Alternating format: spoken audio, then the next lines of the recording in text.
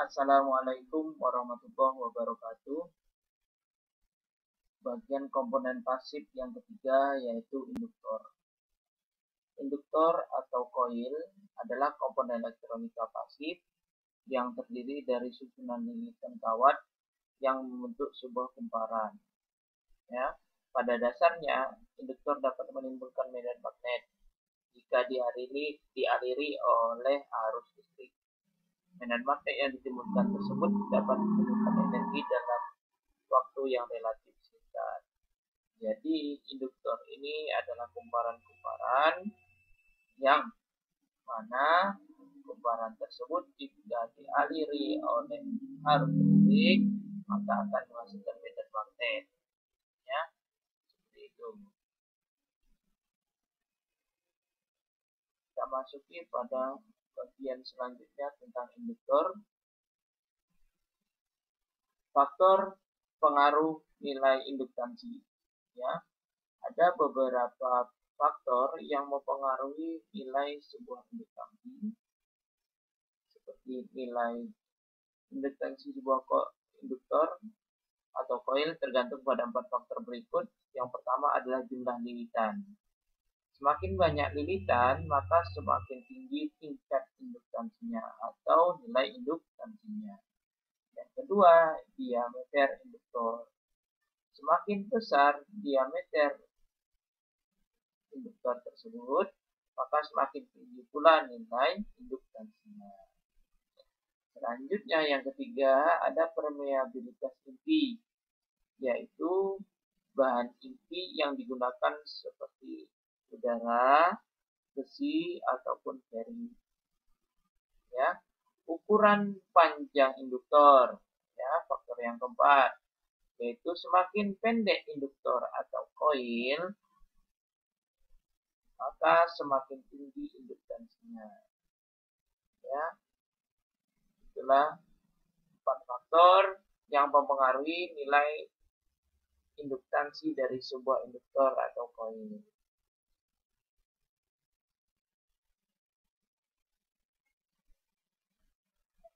Selanjutnya, tentang fungsi induktor dan aplikasinya. Fungsi-fungsi induktor atau koil diantaranya adalah dapat menyimpan arus listrik dalam medan magnet, menapis atau memfilter frekuensi tertentu. Selanjutnya, menahan arus bolak-balik atau AC. Selanjutnya, meneruskan arus searah atau DC dan pembangkit getaran serta melipat gandakan tegangan. Ya, berdasarkan fungsi di atas, induktor atau koil ini pada umumnya diaplikasikan sebagai filter dalam rangkaian yang berkaitan dengan frekuensi. Itu ya. Selanjutnya yang kedua, aplikasinya sebagai transformator atau transformer. Ya. Yang ketiga, sebagai motor listrik. Yang keempat, sebagai solenoid. Ya. Yang kelima ada sebagai relay. Yang keenam sebagai speaker. Yang ketujuh sebagai mikrofon. Ya. Fungsi induktor sebagai filter artinya induktor itu berfungsi menyaring frekuensi tertentu agar dapat diblok atau diloloskan. Jadi caranya adalah menyaring frekuensi tertentu sehingga kita dapat melewatkan atau memblok frekuensi yang tidak diinginkan diblok dan frekuensi yang diinginkan itu kita loloskan. Itulah fungsi pertama induktor sebagai filter. Contoh penerapannya pada rangkaian low pass filter, band pass filter, dan high pass filter. Jadi apa itu low pass filter? Low pass filter ya, jika dia disebut atau digunakan sebagai rangkaian low pass filter, maka akan melewatkan frekuensi yang rendah, low pass filter. Maka frekuensi rendah ini akan lewat, dan frekuensi tinggi dan frekuensi yang menengah itu tidak akan lewat. Selanjutnya apa itu band pass filter? Band pass filter itu frekuensi yang tengah-tengah atau yang tingkatnya sedang itu yang akan dilewatkan.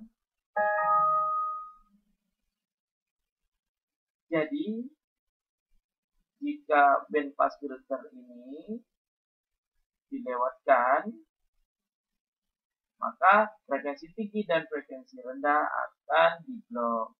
Dan begitu juga untuk high pass filter, jika frekuensi rendah dan frekuensi sedang itu akan diblok dan frekuensi tingginya yang akan dilewatkan. Berapa batas tinggi, rendah, dan sedangnya itu nanti diatur di dalam rangkaian. Selanjutnya, fungsi induktor sebagai penghasil medan magnet. Ya, pertama kita lihat relay.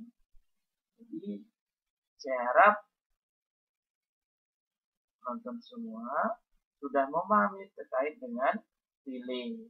Fungsi relay yaitu menggunakan medan magnet.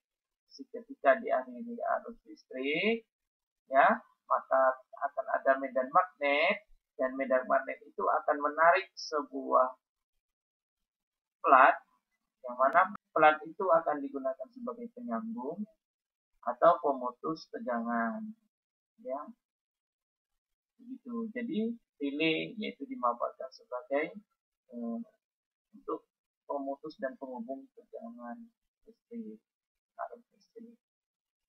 Ya, selanjutnya mikrofon. Ya, mikrofon ini ya seperti kita tahu bahwa mikrofon itu sebagai penangkap suara, ya. Suara kita yang kecil, maka dengan ditangkap mikrofon nanti akan dilewatkan dan akhirnya akan keluar lewat loudspeaker, ya, sehingga suaranya akan semakin besar.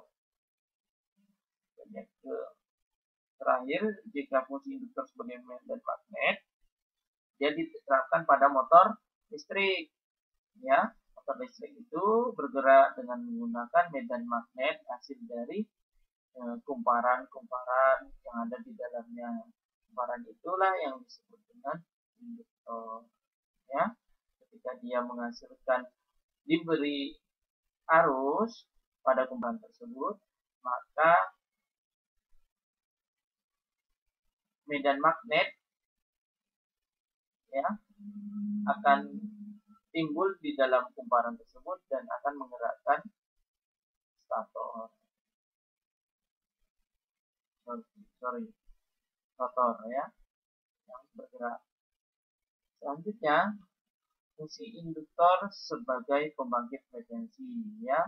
Ini berbagai peralatan yang digunakan untuk membangkitkan frekuensi, ya.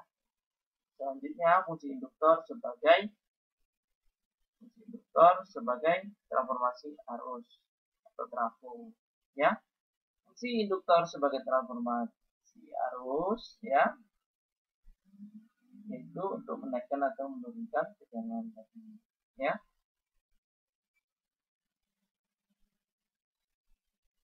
Jika dia diterapkan untuk arus penyiaran nanti, ya, dari arus DC ke dari arus AC ke arus DC, maka perlu diturunkan tegangannya sesuai dengan kebutuhan. Misalnya saya mau membuat penyiaran, ya, sebesar 5 volt, maka dari 20 volt maka harus diturunkan sebesar 5 volt keluarannya, ya. Itu dari mana? Ya, dari kesesuaian dengan trafo yang kita punya, ya. Jika di situ keluarannya tidak ada yang 5 volt, ya tidak bisa, ya.